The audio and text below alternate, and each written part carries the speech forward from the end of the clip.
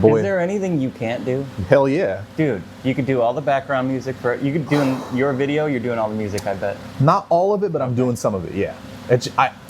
I was thinking about doing it, but people, you know, I got friends that make really good music, and I wanted to give them some love too. Like, not saying that our video is gonna be like some monumental thing, but in case it does, like Grave Flowers Bongo Band, I'm skating to them, and they're fucking amazing. LA, like, I respect the music they make a lot, and I just want to pass it around. But there'll be a couple of my songs too. Perfect.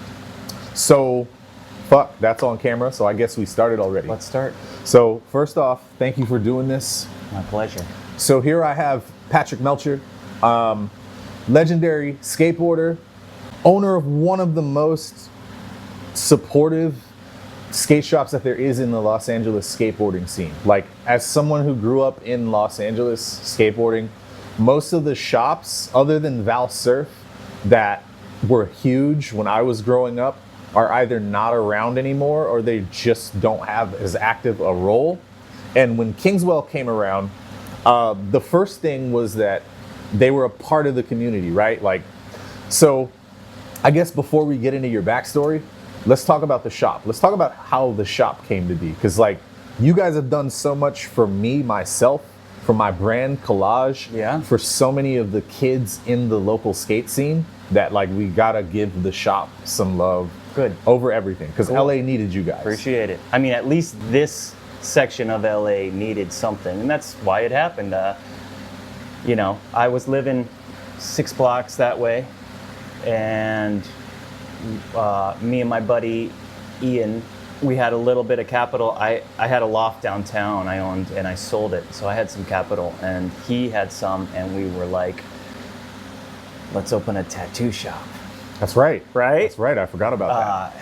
How much could it cost, really? Come on, man. You know?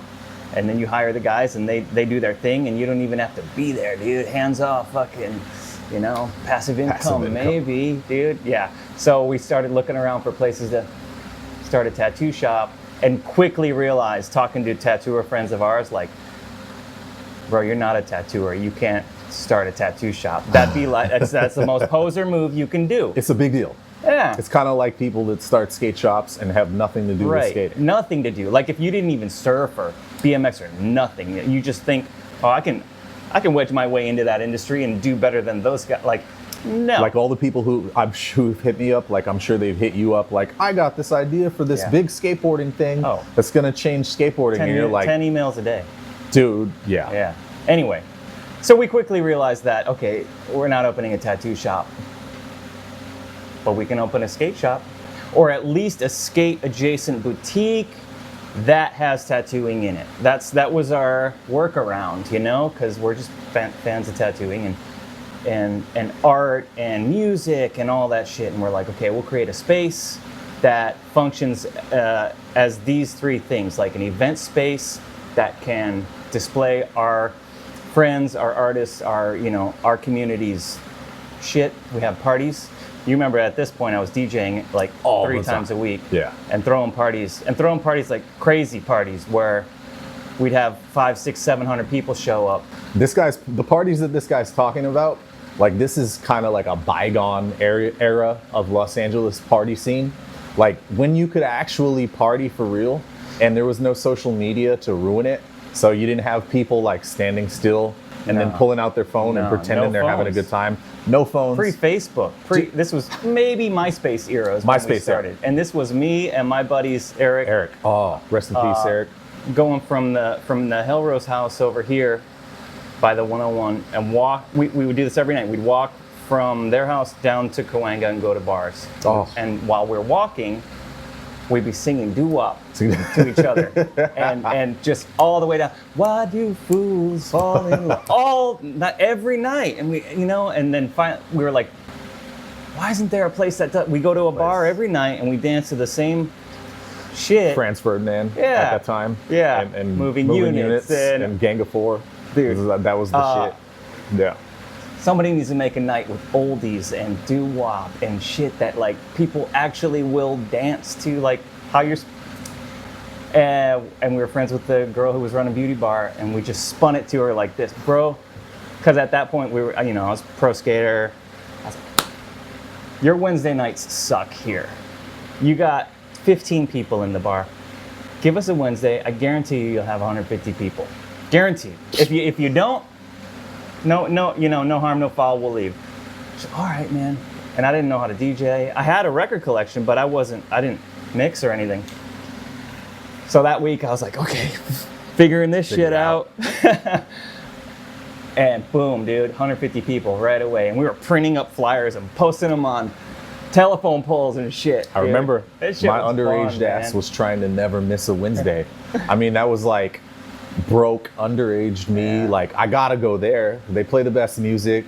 There's always free drinks until 11. So not having any money doesn't like prohibit me from having I guess a good time. In hindsight, maybe a debaucherous time, but That was pure Hollywood, man. So, At the pinnacle of like you said, no phones, no social phones. media, no shit, and everybody wanted to be part of something. Yeah, they And call it it indie didn't- sleaze now. yeah. Retrospectively, they call what we were in the indie sleaze scene. That was I guess that's what they call it now.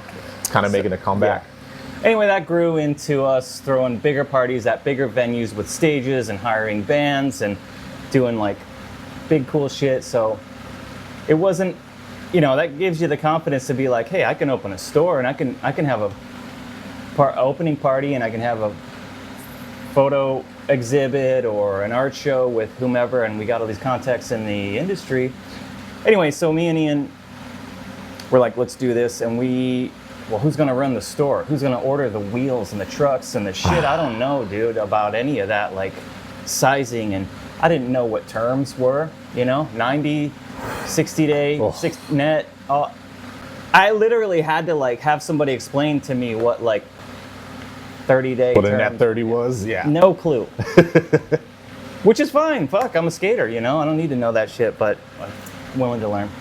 So DJ was not running, but doing a hell of a job at Brooklyn Projects. And right. Obviously every time you go in there, you was were there. the most important person Yeah. in the store. Whomever you are, if you walk through the door, He's carried it over here. he'll spend so much time with a fucking homeless grom to a celebrity like A-lister, and everybody's on the same level. Nobody gets any more or less of treat. Anyway, so he's been working at skate shops and boutiques and all that shit. So it was like a no-brainer. Like, DJ, you want to run your own skate shop?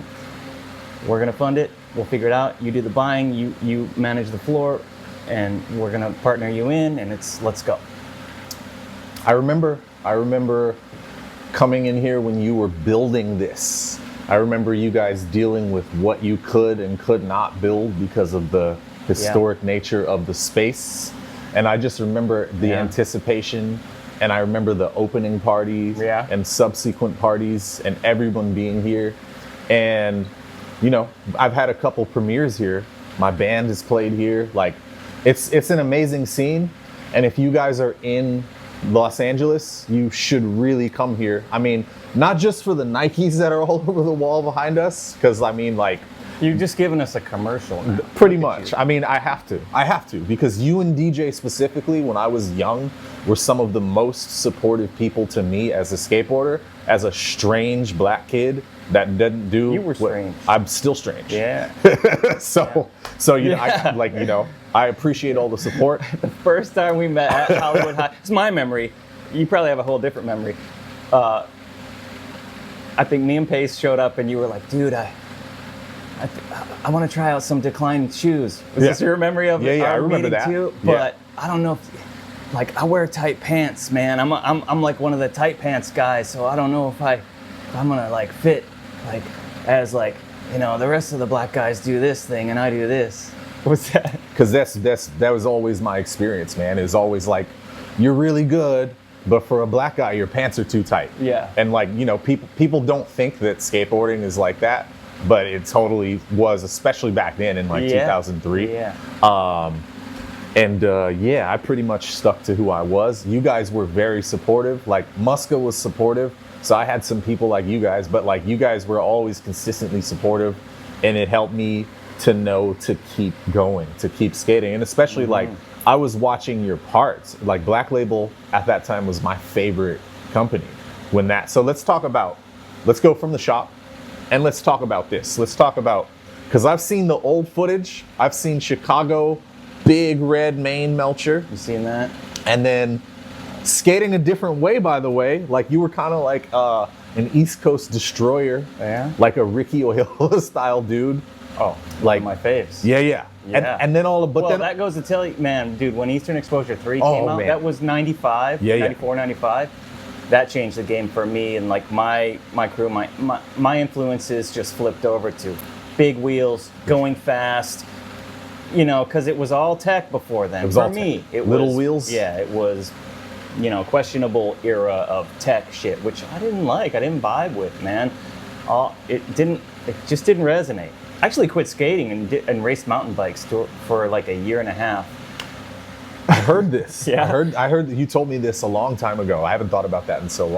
Yeah. And what brought you back?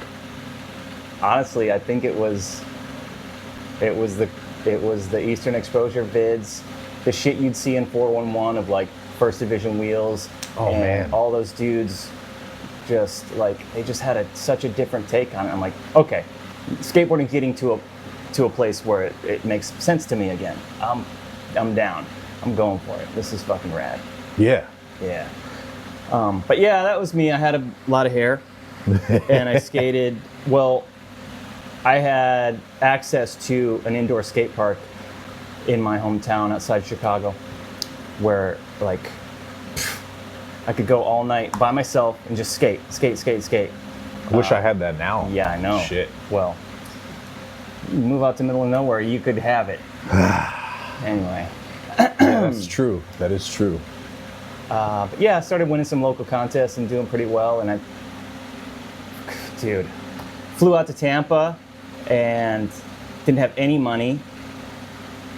Didn't have a hotel, didn't have any connections, didn't know anybody. That's how we all did it back in the day, But by the way. Yeah, I knew that if I couldn't hook up with somebody and find a hotel room, I could always just sleep at the airport. Pre 9/11, you could just sleep. You could just sleep You there. just go in and sleep. You could walk right up to the gates. There was no check-in, nothing. People could walk, your And I family did, could come dude. in with you the back whole, then. whole weekend. I would skate the contest and I'd go back to the airport and sleep. So this is the type of, so I've talked about this before on the channel. Yeah. About how like back in those Hollywood high days around when I met you, maybe a little before I met you, because once I met you, I already had like some sponsors, but like just to get to that, like I remember sleeping behind the bushes at Hollywood High just so that I could meet the filmer early enough in the morning because he said that he would film me, you know? And I remember doing it with other people, like maybe me and Marcus. Yeah. Marcus Salisbury, HHK. We were willing to do whatever we had to do just to skate. And You don't want to miss an opportunity. no way. No way. Dude. There were That few and just far shows between. you got a work ethic, man. You know, if you don't have that, it's gonna suck later on when you don't have that drive and that work ethic when it comes to some real shit. You know. So you're at Tampa Am for the first time. For the first time, it was 94 or 5 or something, and Sleeping in the It airport. was right when Tampa was just starting too, and sleeping in the airport and magic. Like I barely had I didn't have anything. Anyway, the people around me too. It was all new.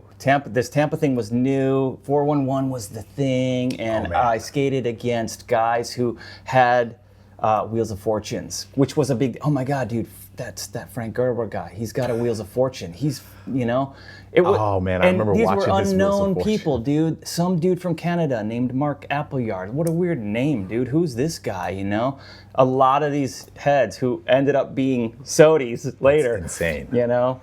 It was fun, and I fucking magically qualified. I got first place qualifying. I landed a sick run because I had all that skate park experience from Rockford, Illinois. So important. Basically having my own skate park. Me, a BMXer, the best BMXer in town, the best rollerblader in town, and me, who was like the best skater in town, all got together and we're like, let's put our spin on what we can do with a skate park. And the BMX dude, he rode for Trek bicycles. Trek, yeah, He yeah. had some money. And dude, he had 10 grand, which to me was like $1 million back then. Back in '94, 10 grand. basically We're gonna build a whole fucking skate park with 10 grand, which we did, because we would go steal wood from construction sites. It was awesome, dude. Anyway, that was what we did. But yeah, dude, Tampa. I ended up like, I wasn't ready for that heat, dude. Anybody who's been to Tampa, gnarly. if you know Florida heat, it's insane. Trying to skate in that heat and humidity. And I was just so jazzed. I'm like, oh my God, dude. I kept going all day, and I just like crashed during my run and ended up getting, I don't know. And for you, it's even different because you don't even drink. So it's like for other dudes when they go to Tampa, they're drinking. They're in Ybor City. Yeah. So if the heat is getting to him, it says something. And it definitely got to me too. But I was drinking and partying and being a moron. So yeah.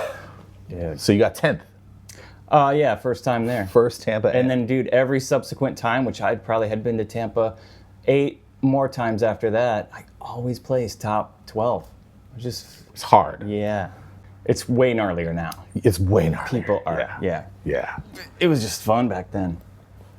But yeah, anyway, that's what you did, man. You slept where you had to sleep and you figured it out. Same like when I finally left Rockford, Illinois, got in a van and came out here, and I was like, well, worst comes to worst, I'll sleep in the van. You know? So what year was this? Early 95. Early 95, okay. Yeah, and I did just that. I slept in the van most nights. I'd sleep straight up on the beach, you know, because of the California dream, dude. Oh, I'm just gonna fucking sleep on the beach. You don't realize you wake up soaking wet.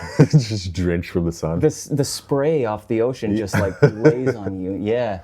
I know so many people who did that. Like Yeah. I know Muska did that. I know Reynolds did it. Braden did it. I read the Musk interview, and I'm like, this dude, this is the goal. He's fucking down to just make it happen, like a lot of guys did. I went right there, dude, to Mission Beach, Pacific Beach. It's where it was all happening at that time. Cause, dude, I'm in Illinois in the snow, freezing, looking at these magazines of like John the Man Reeves with palm trees in the background, donger, dude, ollieing, like it's just beautiful. I'm like, that's it, San Diego, man, I'm going. Dude. Yeah. And so what was it like going from Chicago, where it's, especially back in the 90s, because Chicago's got a big skate scene now. It's got a supportive skate scene now, but back in the 90s, it must have been infantile compared to where it's at. Yeah. So you go from that. Skating was different. It was, you know, it wasn't about getting footage and putting your shit out there all the time. It was just about who you hook up with, figuring out the spots, you know, like knowing who's who and who can take you to whatever spot. And almost 90% of the time, there was no camera around. Wow. You were just skating. And you go from that to the mecca of skateboarding at the time. Like you're right smack dab in the middle of like Welcome to Hell time and all that stuff. Exactly. So how was that feel? How'd you feel? Oh, man. Yeah. Talk about just getting thrown into, like, dude, it was like a carnival. Everywhere I'd go, you put yourself in these situations, but man, I finally got a place to live. $400 a month for a 1-bedroom right in downtown San Diego, which was still an astronomical amount of money to me. And I lived a block away from Ellington, Alyssa, BA, the Warner Avenue crew, and Scott Kopelman. They all had a house, and I was a block away with my little crew. And dude, that just goes to show you, for them there, everybody else was skating around that time. It was cool, dude. I went to the Welcome to Hell premiere. That never happened. Dude. Just riding the bus, being poor and shit. What a time. Okay, so walk me through how we get to when I first saw you. Because I first saw you in the Black Label era. That was my favorite brand. Like being a punk rocker and seeing you and Jason Adams and Kristen Svitak and eventually like Ragdoll and that whole thing. But I think you had a part in the video before Ragdoll coming into the scene. And I remember you were not this East Coast like skating everything guy. You were like 270 backlipping handrails and stuff, which back then that was like, you know, like you didn't see too many of those. So how do you transition into that phase? Like rock star Melch, like taking it down Melch. Taking it down. Taking it down. Taking everything down. It's your influences, you know. From the San Diego thing, I had a knee injury. I had to move back home, get some surgeries and shit. I started school, and then like really living in the city, and started like going to all these punk rock shows. I mean, I've always been going to shows, all ages shows, but then you know, I could start sneaking into the 21 and up shows and going to all these shows and getting influenced by like the grit of like the city at that point, which was I don't know, 99, 98, 99. That was like, yeah, dude, I'm like really finding who I am and what music what music is really like touching me and community and shit like that. It was more than just skating. I was just a skate, but then the knee injury, you gotta set skating to the side and find some hobbies, you know? Yeah. Not go crazy. Yeah, it was crazy. And I got it, you know, I was in school too. So there's a point where I'm graduating college. Okay, no, I'll backtrack a little. I started skating again, getting my knee right and doing well in contests. The Vans Warp Tour, won that a couple times. They'd fly you out to the nationals or whatever, the finals, and there I got noticed. And that was another thing where there's these random other dudes from all the other cities. So it was the best dude from each city, obviously, right? And some kid named Chris Cole trying these crazy tricks. Front board to kickflip out on a flat bar. That was mind blowing. I'm like, you're never gonna pull that, dude. Like, who the hell is I remember this? seeing the footage of that front board kickflip out. Yeah? The old school Chris Cole and baggy clothes. Yeah. Yeah. A lot of those. I had dude, they flew me out and they stick you in a room with some random dude who won his city, right? Okay, you're in the room with the Boston winner. I'm like, whoever that is. I'm like, okay, cool. And I go into the room and it's this scrawny kid who kind of looks a lot like me. I'm like, what's up? I'm Patrick. He goes, oh, that's my name too, Patrick. They call me PJ, whatever. Nobody knew who this kid was. And then I didn't know who he was, this meek little dude. And we go to the skate park and he's just... Every trick. Oh my God. Every trick. So he became PJ Ladd like really quick after that. The video comes out. Boom. Wonderful, Horrible Life. I watched it every day. Yeah. Oh man. Yeah. Anyway, where were we? We're gonna get into the Black Label vibe. Yeah. I don't know. After that shit, you know, I was like, Hensley was my favorite skater, my guy. I'd only ride the shit he's promoting, whatever, you know. Label, Lucero's the most creative fucking dude. I'm really into like just fucking having fun and being creative and fun and shit. And I'm like, I'm only riding this board. And I had like offers to like, hey man, we'll flow you some of these boards from this company or that company. I'm like, nah, I'm cool. I'm just gonna buy these label boards. I'm down. Out of nowhere, I'm in Chicago, riding my BMX bike around town, just living this fucking cool life and whatever, just going to work and blah, blah, blah. And my phone rings. I just got a Sprint PCS brick phone in my pocket. And he's like, hey man, this is John Lucero. I hear you're pretty psyched on my company. And I was like, who's this fucking with me? Bullshit. Because at no point did I make an effort to reach out to him. You know? Prove it, dude. This is not John Lucero. Come on. He's like, yeah, man, for real, dude. It's me since 1988, Black Label. I'm like, wow, is this really happening? He's like, yeah, I'd like to send you some boards, dude. See if, you know, we're thinking about putting an AM team together. We got this guy from Michigan. He's gnarly. He drops off of really tall stuff. You know, I know you like jumping off high stuff too. Jub. Jub was the first AM. Oh man, Jub was gnarly. The first label AM was Jub. I was the second. I remember this coming together. Right. So me and him. So you know, I got on. I flew out and I met Jub, and all the pros are like superstars to me, and we're the AMs. So we're like, this feels straight edge also. Yeah. I'm like, thank fucking God, because I had this image of, you know, I'm gonna get out there and it's like party time, and who's gonna make me like shots or who knows what, you know, like initiation, man, you gotta join the fucking gang. And this kid's straight edge, and I'm like, cool, because I'd never drank or done anything, and I'm like, and him too, he'd never tasted alcohol ever. Wow. Come to find out, Svitek, had never tasted alcohol ever. And I'm like, this is amazing, dude. What a fucking fam, like immediately. You guys had your pocket. Yeah. It's perfect. So that made touring easy. It's awesome. Like, you hear about the Baker tours where there's one van where it's like the cigarette van and then the AA van or whatever. Like, you know, ours was the fucking clean ass van, dude. We like every trip. It was sick. Even though, despite the image, man, like we're punk rockers, but we're like fucking healthy. Serious skaters, also. Except for this. So, the coffee. Nothing wrong with some coffee. Anyway. And so you were there. SweetTac was going ape shit.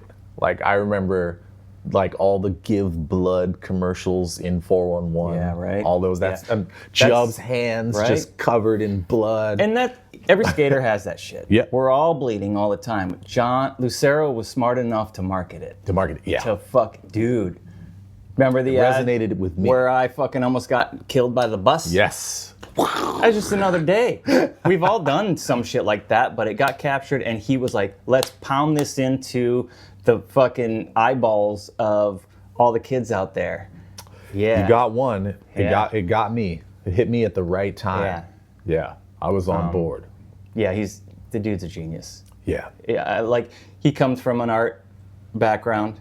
He comes from a creative background, and then taking that into video was just like the next step in his genius. And then kind of molding all of us into what he saw would be like a marketable kind of cartoon character version of ourselves. Like, dude, Ragdoll? Yeah. Like, you know Rags. I know Rags, yeah. He's himself, you know? But for John to shine a light on it, like, he turned into, he's Anthony.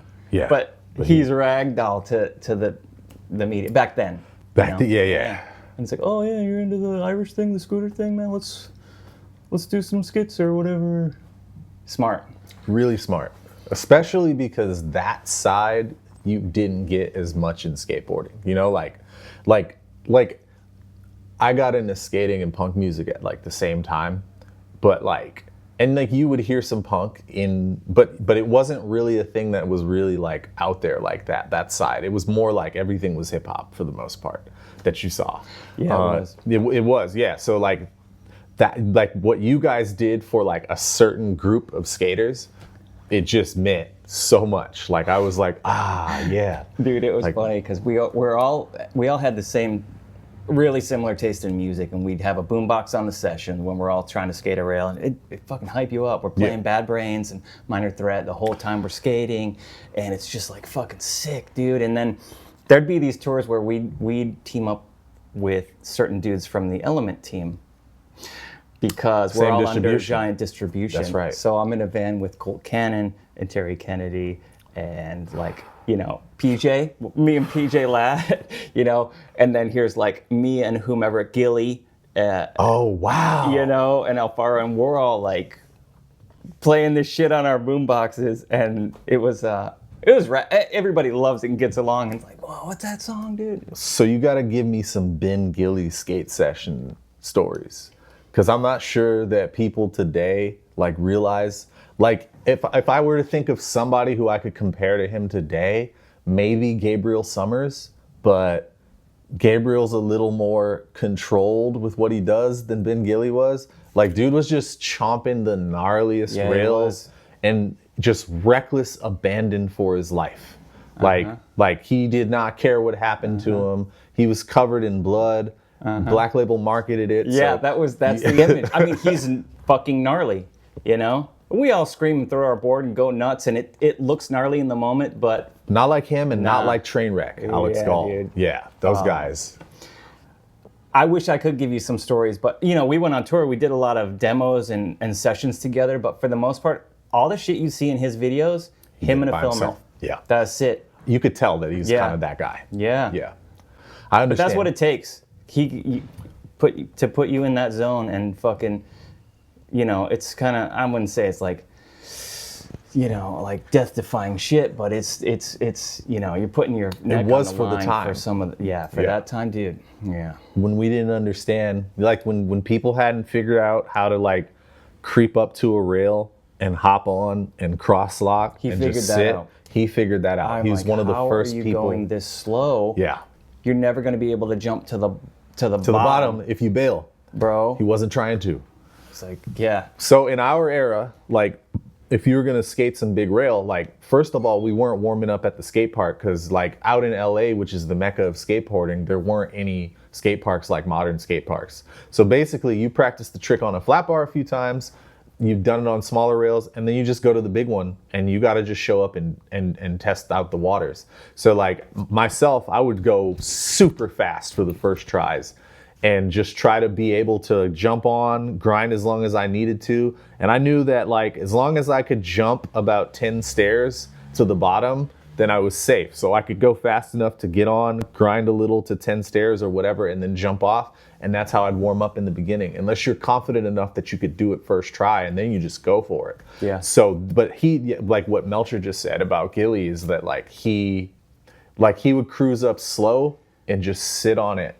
And he's one of the first people you really saw do that. So the one story I could tell you, or his, I don't know, like, his take on it was this. I'm like, dude, it's so gnarly. You're gonna get hurt that way or whatever. He goes, look, either if I roll up, I stick, whatever, I get hurt, I'm out for a week.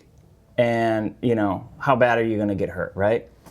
If I roll up and I don't commit and I go home, I'm going to fucking hate myself for a week. I'm going to be a piece of shit for a week. Either way, I'm out for a week. I have to do this. So he would convince himself that, Wow. You know? That's an interesting way to look at it. The other guy was Daniel Haney, who like, those are the two guys. Dude. Those are the two guys. That foundation era was sick. Gnarly. That was sick. Yeah. Okay, so now I'm probably gonna mix them up. So you have label saves and label kills, and then you have label lives. Is that the names of the videos? Label kills label was kills first. is first. Okay. And that was just introducing the whole team to the world, because, you know, nobody had ever seen Jim Gagney's skateboard. Yeah. He has his name on a board, but nobody's seen him. You know, all the dudes. You know, we've seen Grosso and them, and Wade Speyer and Salmon, but none of the, yeah. Well, anyway, so that was Label Kills was first. That's the one where Jason Adams is skating the Charlie Daniels band, Devil Went Down to Georgia. Part. That's the one. Yeah, Oh, yeah. man. Oh, man. Best part in the video. That got me as a kid, yeah. That got me fired Oh, up. my God.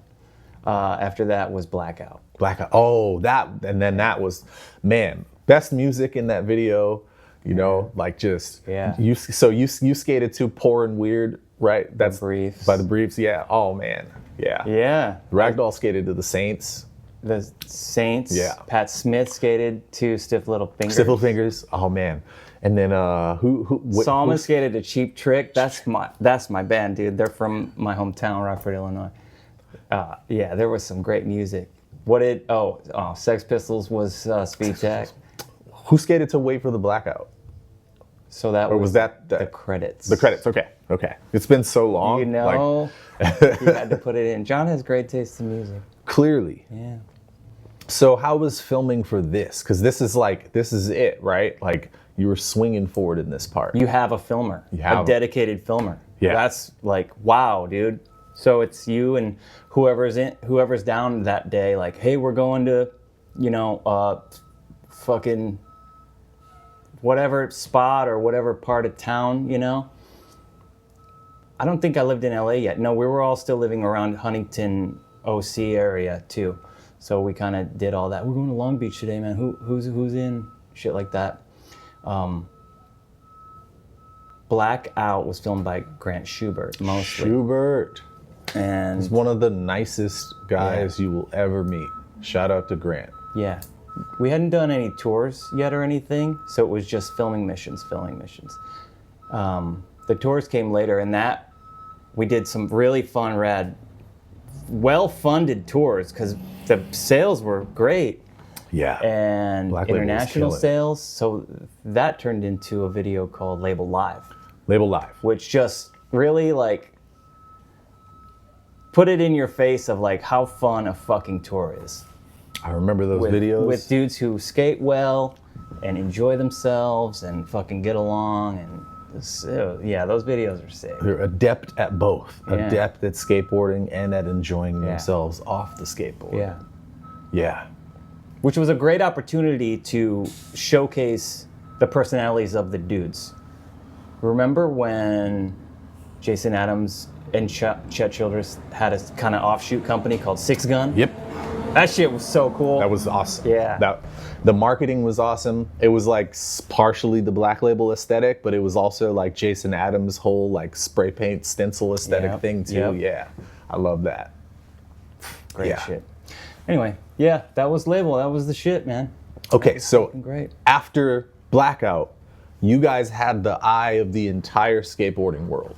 Like Transworld, first of all, for you guys that don't understand like the magazine landscape, like today it's all Thrasher because of the big magazines, Thrasher's the only one left. But when I was growing up, it was all about Transworld Skateboarding Mag. Like they had the most interesting articles. It was like that thick. It was super Phone thick. book. They had the best videos, and you wanted to be at the premiere. And they had the most interesting art direction. And that ended a few years after this when the guys left and started the skateboarding mag, Yeah, skateboard mag. Skateboard And Mag. the skateboard mag was it during my career. Like that's the magazine you wanted to be in. They were the artistic one. But when Blackout comes out, everybody, like even people who weren't into the punk aesthetic, because at first, like people loved Black Label were people like me, like weird people who knew who Stiff Little Fingers are. Yeah. And you know, who liked the punk aesthetic and who liked Lucero and like, but after Blackout, the entire skateboarding community as a whole respects what Black Label's doing. And so all you guys are in Transworld all the time. Like Black Label was one of the highest selling board companies at the time. It was number one for a while, I believe. So talk about that a little bit. Yeah. Well, yeah. So that kind of Hesh punk rock vibe was it just showed like, you know, this side of skateboarding. This is, and then you remember how it was kind of Hesh or Fresh. Hesh or Fresh, One yeah. or the other. Yeah. Which both are fucking dope, you know, and, Yeah. and everybody gets along and everything's sick. But it kind of went that way. There wasn't, you know, just the spectrum that there is today. It was one or the other. We You only had like Baker started to, basically after this point, yeah. they started to add more of the mixture into their thing. Cause like they had, Genius. it was genius. Like to market to both. Nobody had done that. from a business standpoint, genius, and from a fucking like demo tour, sales vibe, like it's so smart. Yeah. To have all that shit in one camp, it's genius. So you guys are like on top of the world. Dude, fortunate enough to have had that moment in skateboarding, you know, and like, you know, how long's a pro's career supposed to last? Or what's a good length of a pro career? You know, if you're in a pinnacle moment where you're like a marquee company, all eyes on you type vibe, hey, 2 years is cool. A short time. Because you had that moment. If you're on a lower tier company where you're really trying to hammer it all the time just to get a little slice, you know, you can get that, 5, 6, 7 years, and you're just like, man, when's it really gonna hit, dude? You know, but you had that 7 years of like, I was a pro skater for 7 years. And you might have a tiny moment where you get the best of experience. And then, you know, it's a lot of work before that to get there. And then you have that moment. And then you have the little downturn where you're just kind of like, okay, cool, you know? Yeah. People know me. Yeah. I have an image, and it's, you know, like I'm respected or whatever, you know? There's no like set time limit, but you know, your body's only at its like peak for so long, and usually it's around that, you know, like early 20s. Yeah. Time. Especially with this, because we play on concrete and it's unforgiving to your body. You actually start to get bored by what you have to do in the beginning of your career. So at a certain point, you started to... It runs its course. It runs its course. You can only skate the same ledge and do the same tricks for so long, unless you're a crazy savant who can just continually build on that shit. Like, you know, there's only so many PJ lads out there who can dude, or Rodney Mullins or whatever, who can just keep building and building. Like, there's limitations, so you gotta change your approach. So right? at some point you pivot and you start doing these crazy slides into pole jams. I did some of that Things shit, like that. yeah, which is just fun. It's just a version of going fast and having fun and trying to, being influenced by other shit and, I don't know, man, who knows, just enjoying the time I have. Trying to do something that's, eye-catching and interesting, but not in a corny way, something that's like, oh shit, I didn't think of it in that way. I didn't look at it from that angle. That dude's looking at it like that. Yeah. And being limited, man. I don't have the fucking ups that you've got, the height in my ollie, So using that height in my ollie was my version of what you did. Right. Of you starting to slide into things. It's like I ran my course of chasing after handrails and chasing after stairs.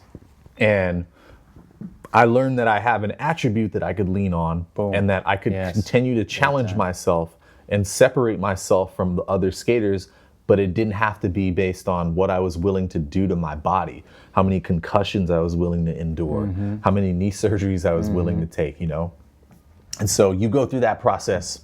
If you did, it's a natural, like, you just start leaning this way because your body's telling you, or your certain shit exhausts you, and you're like, well, I want to keep going and have fun, and I just want to skate this thing, this obstacle or whatever, It's not like a conscious, like, oh, I'm going to try to be this. It's a natural thing. Yeah. And it's so my hypothesis about this is that it comes from you stopping, you getting to a certain plateau. Like now you're a master at skateboarding, right? Like you have a different level of understanding. You're able to affect your board in a different way. And you want to use that as opposed to sacrificing your body to impress people. Damn. It's, because it's just fun. It's just fun. It's 4 wheels and a piece of wood, and you're here to have fun. You started it because it was fun. You're still doing it because it's fun. And now we're sitting here talking about sacrificing your body. Well, you do at a certain gnarly. point, because you realize that people had, like, I remember like certain people who were like pretty big skaters at the time just telling me, like, all this that you're doing on this 9 stair, take it up to a 10 or an 11. You got this, go do it here. Like I remember taking a clip to Jim Greco and being like that yellow bump in downtown LA, doing a nollie 270 heel flip off that, and him being like, sick, now go do that on a real spot. Yeah. And I'm like, I thought that was a real spot, but if Jim said it, I'm gonna go do it, because I never wanted to be that stubborn person where if somebody that knows more than me gives me advice, I'm not gonna take it, I'm always like, okay, he knows more than I do, so I'm gonna go do it on a real spot. So let's get into what you're doing now. Like, because I know you have some hobbies outside of skateboarding that kind of feed that same feeling for you at some point. Yeah, dude. I mean, what you get out of skating, you have the love and the passion for it, and then the feeling it gives you back. Like, and for me, like riding motorcycles gives me that feeling, and I can be in tune with the motorcycle just as in tune I am with the board.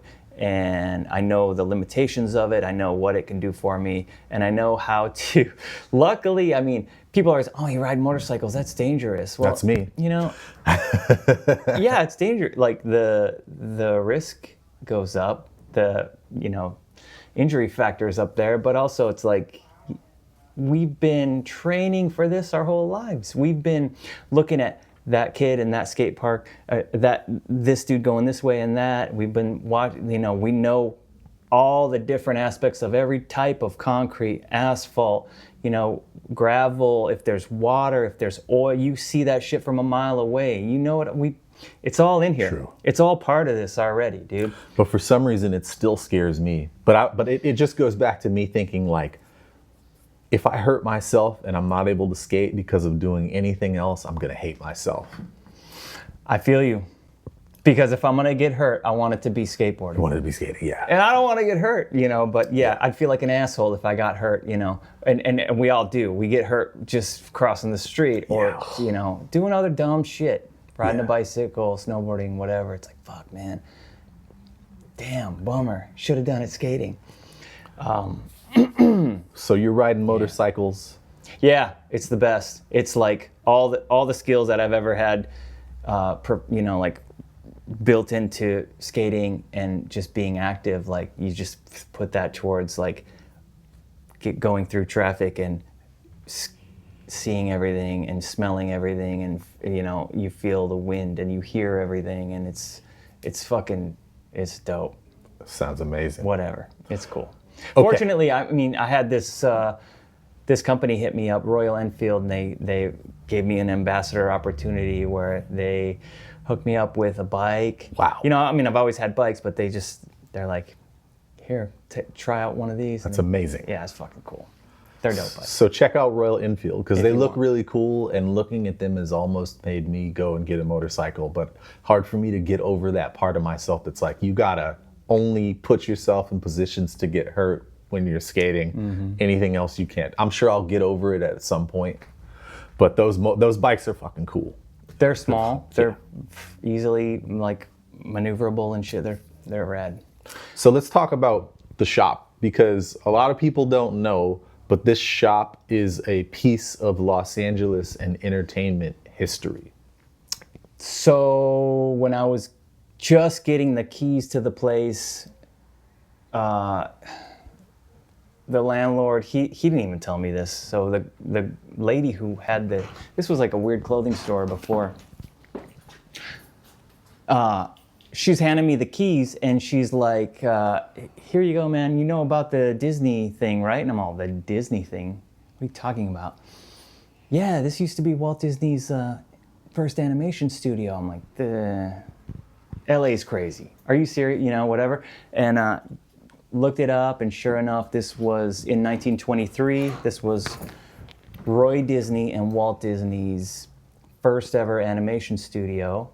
Disney Brothers Animation, it was called. This is where they started. This is where they were like grinding and like going broke, investing everything, like hoping to make it, it started out as comics, and then it went into animation for cells. And there's like a lot of little pieces of history around here that you'll see. This, like, we're getting like historic status soon. They're gonna put a plaque up out on the street out there. We're gonna have a big party on closing down the street. Amazing. It's gonna be dope. But that like, it's dope that we get to be kind of the custodians of this historic little thing where we get to tell the story now, and we take our what we have with our creativity. It's not just some like T-Mobile store or some bullshit, It's like something dope. Well, we think it's dope. I love it. I got a Spider Mickey tattoo when the tattoos were still going. Yeah. I love all of the artwork. Like, grab one of these socks over here. What they do with the Mickey Mouse imagery, or at this point you can say iconography, is amazing. It is. We even have a shirt that was, we have a graphic. We did a whole homage, like a 100-year anniversary. So Disney turned 100 years old right as we were turning 10 years old. And we did a whole series with Walt's handwriting. He wrote the word Kingswell. It was him writing the word Kingswell on the lease as he was signing it to pay $10 a month to have his studio right here. And we took that word Kingswell that he wrote in his handwriting. We made a whole like board, and we got t-shirts and stuff. It's fucking cool. And that just happened, magically. Like, this was a great spot regardless. And then boom, we fell ass backwards into being the caretakers of this cool fucking story that's global and dope. It's rad. It is rad. Patrick, thank you so much for doing this. Yeah, man. Always a pleasure. We got to hang out more. We do. Always looked up to this guy, his skateboarding, and always been appreciative of the things that he's done for me and for skateboarding culture around Los Angeles. Like, Kingswell's the type of shop like that I would hang around when I was a kid with no money.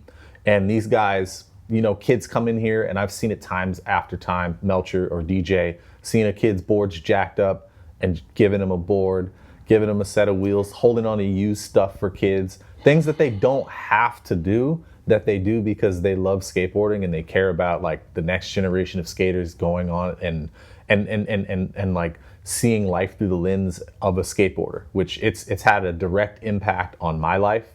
Patrick, I know it's had a direct impact on your life. Every skater has a skate shop story, an origin story, and it all has to do with a core shop. And Yeah. we know that. We have it, and it's in here, and we, you know, we've been open for 10 years, and dude, countless kids, we've given them their story. It's fucking cool. So many people. Yeah. So many like Jacob Messixes Right. and just so many people coming out of this place. Thank you for doing this. Yeah, man. Thank Happy you for to do it, watching. dude. If you're in LA, come to Kingswell, not just to buy some Nikes. They got everything here, but they do have a lot of Nikes. So hint, hint. Say hi to DJ. If Melcher's here and his head's not down and he's not crunching some numbers, say hi to him. Bring him a coffee. And yeah, thank you for watching. Peace.